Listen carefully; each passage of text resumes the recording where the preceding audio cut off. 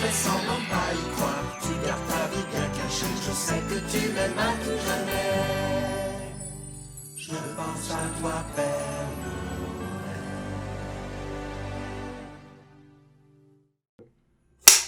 Épisode 16. Épisode 16. Comment il s'appelle? Je le sais pas. Les trolls. Histoire de troll qui s'appelle. Histoire de troll. Histoire de troll. C'est pas mon préféré. Non? Mais j'avoue qu'il est comme agressant un peu comme épisode, là. Puis c'est comme... Tu sais, comme... C'est pas assez Noël. il se retrouve dans des situations qui te font sentir mal un peu, là. Dans le fond, il y a des enfants qui connaissent pas du tout les lutins, puis ils demandent à en savoir plus sur les lutins. Et ils veulent recevoir... c'est ça, en savoir plus, fait qu'ils ont l'idée de leur faire un livre qui va leur apprendre un peu plus sur les lutins. Et là, malheureusement, ils se retrouvent avec une invasion de trolls ravageurs dans leur Parce atelier. qu'ils font un livre animé avec les images qui bougent. Ouais. Puis là, la machine... Là, tu l'as beaucoup résumé. Mais c'est juste mon synopsis. Après ça, on rentre dans les détails. Les deux enfants, ça... Synopsis. Le synopsis. Le scénario, le résumé. Le synopsis. Au début, Balbo se fait raser la tête, il y a un mohawk. Ouais. Torren, elle dit, c'est bien en rouge, elle donne un petit bec sur la joue, puis il vient les yeux en cœur. Oui. T'aimes bien? Ben oui. Elle dit aussi, c'est à la mode. C'est ça, hein? Oui. Elle dit, c'est à la mode.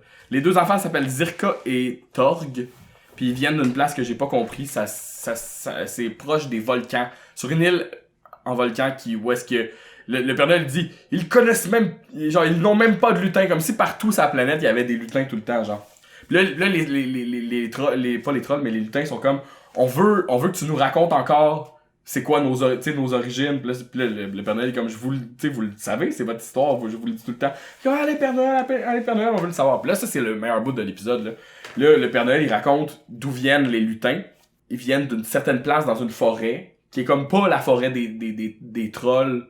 C'est ça qui est bizarre, hein? Des trolls ravageurs, mais dans l'épisode qu'on a fait avec Amé. Amé. Ça m'a perdu, là. C'était trop fantastique. C'est ça, mais dans l'épisode qu'on a fait avec Amé, il y a la forêt des trolls, qui sont les petits trolls qui font la fourrure termine. Les lutins viennent d'une forêt magique, où est-ce que là, ils vont à l'école des lutins, ils passent leur apprentissage dans des bulles. Là, un moment donné, comme à leur apprentissage, il y a une étape que là, ils deviennent des trolls, des lutins inventeurs. Puis c'est là que certains lutins inventeurs développent des pouvoirs magiques, comme Torren et Folky, puis pas Gylfi, malheureusement. Mais j'imagine qu'il est quand même un lutin inventeur, là. Oui.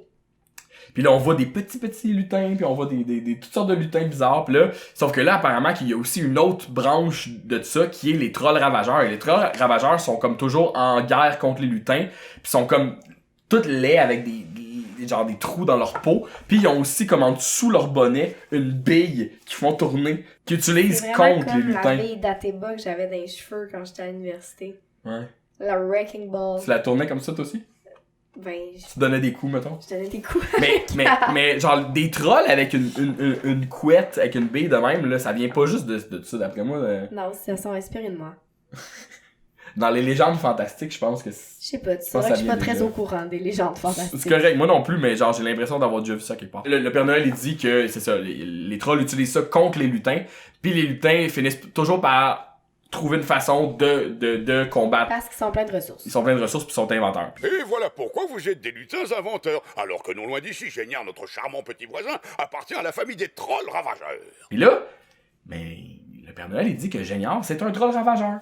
Ben oui, il est pareil. Mais non, il est pas... Quand ils ont montré les trolls, t'as pas tout de suite vu la ressemblance avec Géniard. Oui, mais les trolls, ils sont tous laids. Pourquoi Géniard, il est comme pas magané? Géniard, il a été sorti de son environnement. Fouettard, il l'a tout bien mis.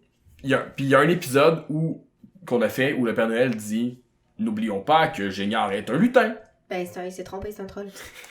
Parce que moi, j'aurais préféré que ce soit un vrai lutin, mais qui est comme juste devenu un peu méchant. Ah, ça t'a déçu. Ouais, un peu.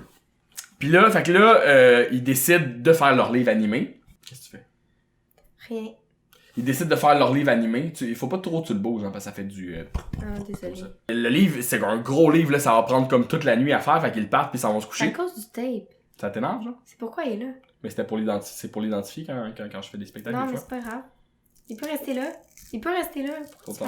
Trop tard. Fait que là, pendant la nuit, la machine à jouer a fait le livre. Mais là, Géniard et le père Fouettard ont un genre de plan qui est pas super clair. Géniard Parce que Fouettard, il s'est mis la face dans le vide, puis on dit, ils vont utiliser leur magie. Ouais, puis Géniard a inventé une machine antimatière qui comme renverse quelque chose. Puis là, il pointe vers l'antenne de la fabrique de jouets et ça fait en sorte que là, le livre devient comme un peu corrompu. Puis c'est drôle parce que là, ils font ça, puis après ça, on les revoit juste à la fin de l'épisode, eux autres. Des fois, ils sont comme « Ah, on a une mauvaise idée », mais ils font pas de suivi sur leur idée. Ils vont pas voir qu'est-ce qui se passe après, tu sais. C'est comme ça. Et là, le lendemain, ils sont comme « Le livre est prêt !» Ils ouvrent le livre, et là, il y a des trolls ravageurs qui sortent du livre. Ils se mettent à tout péter, puis à faire tourner leur bille, genre. Ça te fait rire, là? C'est le seul bout que j'aime. Mais moi, mais moi, j'aime pas ça. Parce que, genre, c'est ça, je dis que ça me fait pas sentir bien, parce que les voir tout péter la fabrique du Père Noël, puis que là, ils sont obligés de se cacher dehors, puis ils regardent juste comme le ravage, puis ils peuvent pas rien faire. Tu te sens comme impuissant à leur place, là, puis t'es comme, ah, man, t'aimes pas ça quand un élément comme perturbateur est dans tes choses, là, tu sais. Fait que je me mets à leur place, puis je trouve ça anxiogène un peu, là. Ils pèsent sur un truc, là, un genre de tableau de bord qui leur dit comme tout ce qui est en panne, genre. Puis là, Gylfi dit la fontaine de limonade est en panne, tu sais. Entrepôt de jouets, four à gâteau, fontaine de limonade mis hors service. Alors là, ils décident de la seule solution, c'est d'aller voir Olaf, le grand lutin historien, genre, l'historien des lutins. Fait qu'ils se rendent jusque là, puis évidemment, Gylfi reste avec Balbo, comme t'avais dit. Quand on arrive à l'endroit, les arbres ont des visages, puis c'est vraiment, vraiment pas beau. Le lutin, il y a aussi des petits elfes qui appellent les elfes d'en haut. La petite elfe, elle donne un bec à Folky, puis Tauren, elle aime pas ça. Puis, ben, Folky devient les yeux en cœur, lui aussi. À la fin, là, c'est ça, ils décident, ça, c'est toi qui l'avais compris, ça, moi, je l'avais pas compris. Leur idée, c'est d'aller voir D'aller voir Géniard parce que c'est comme le troll ravageur qu'ils connaissent. Puis pour apprendre le secret de la bille, là, tu sais. Ouais. Fait que là, ils s'en vont. Mais quand ils s'en vont, la petite elfe, elle pleure parce qu'il faut qu'il part. Ouais. Fait que là, ils s'en vont dans la maison. Ils s'en vont Du dans père le Fouettard. lit. Oui, dans le lit à Géniard. Puis là, il enlève son bonnet. Puis là, ça fait que Géniard se réveille un peu, mais le Père Noël le rendort avec sa magie. Mm-hmm. Puis là, le Père Noël prend la bille de Géniard, puis il dit « La bille est en acier. Mm-hmm. Vous avez une idée? » Quelque chose comme ça. Ouais, c'est ça. Puis il dit oui, c'est parfait. Et là, évidemment, alors là, le lendemain, Folky a inventé un genre de d'aimant qu'il met après le traîneau. Puis là, ils ont un genre de plan quand même compliqué, là, parce qu'au début de l'épisode, Folky avait inventé une manette universelle qui contrôle tous les jouets. Fait que là, ils vont utiliser la manette pour contrôler les jouets puis chasser les trolls de l'atelier.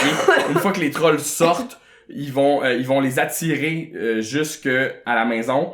Où est-ce que autour de la maison, le traîneau il vole puis il va aspirer avec l'aimant leur bille en acier. Mais là, tout marche comme ça marche. Puis là, au moment où ça arrive, Folky il est comme son aimant marche pas. Puis le Père Noël il dit qu'est-ce qui se passe? Il dit j'avais oublié, mon aimant marche avec l'énergie solaire. Et là, il y a pas de soleil.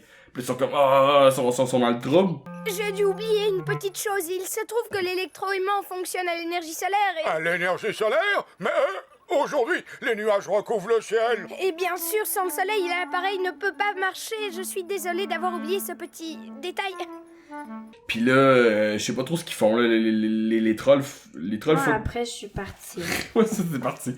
Les trolls foutent la merde un peu, puis là ils finissent par il dit il faudrait trouver une idée pour faire du soleil. Et là c'est Rodolphe qui a l'idée, qui est comme attendez, j'ai une idée. Puis là il monte avec le traîneau jusqu'en haut, en haut des nuages pour que le soleil donne de l'énergie à la machine.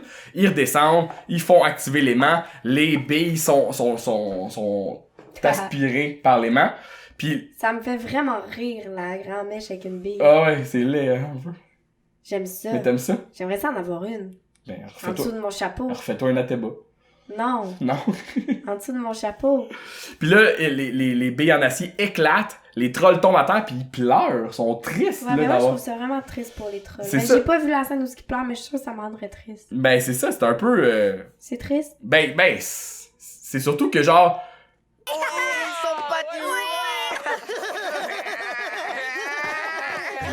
Voilà d'où vous êtes venus, et voilà où vous allez vous retrouver. Tu peux aller rentrer chez vous, troll ravageur. pourquoi qu'ils pleurent, dans le fond? Ben, ça leur a peut-être fait mal, leur bille, man. Il y en a une. Ils en ont juste une, hein, elle reviendra pas. Mais là, ultimement, c'est comme pas des vrais trolls, c'est des trolls qui viennent du livre. Puis là, ils sont réabsorbés dans le livre. Puis c'est à ce moment-là que je pense que Tauren a dit « Les trolls sont en déroute! » J'aime bien ça. Après ça, ils rentrent dans l'atelier pour voir les ravages qui sont arrivés. Et le Père Noël dit « Ma table en acajou! » Alors, le Père Noël possessif, un peu, pas possessif, mais matérialiste. Merci.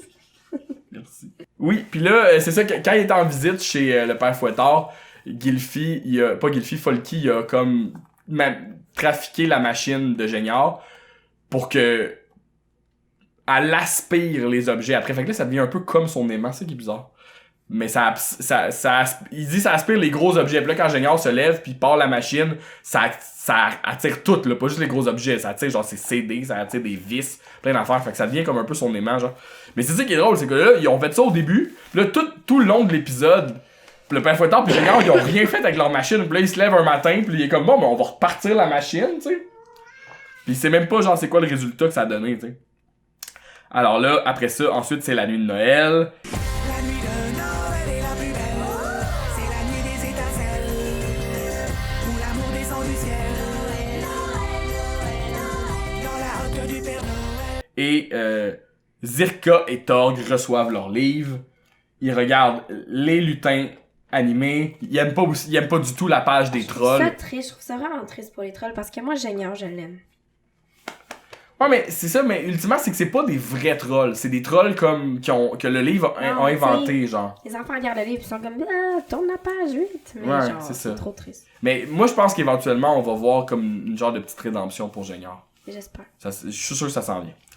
Et C'est la fin? ouais, ça finit avec eux autres qui regardent l'écran puis qui rient. Et Balbo a encore son mohawk. Il l'a gardé tout le long de l'épisode. Ouais, ça a pas repoussé. Ouais. Combien d'étoiles, Marie? 3. 3, à ce point-là. Moi, j'ai quand même préféré celui-là à l'autre. Je m'attendais, là, les congrès du Père Noël, je m'attendais à de quoi de grandiose, puis c'était comme quand même, genre, normal. Puis celui-là, genre, il gagne beaucoup de points pour moi à cause de... Je pense que des plus on origines de avance, lutins, genre. moins les épisodes me disent de quoi. Ah ouais? Mais moi, pourtant, l'épisode des congrès aussi, là, quand le Père genre... Fouettard, il a son foulard, moi, je m'en souvenais beaucoup, là. Mais j'ai l'impression qu'ils me disent rien, puis là, finalement, mettons, la sorcière arrive, puis je suis comme, ah, Ouais. ouais. Mais c'est vrai que tu t'en rappelles pas autant par cœur que, mettons, le patinage artistique, Ouais. puis Je vais pas tout dire d'avance. l'épisode qu'est-ce du qui se lapin, genre. passe. Ok, bye. Bye.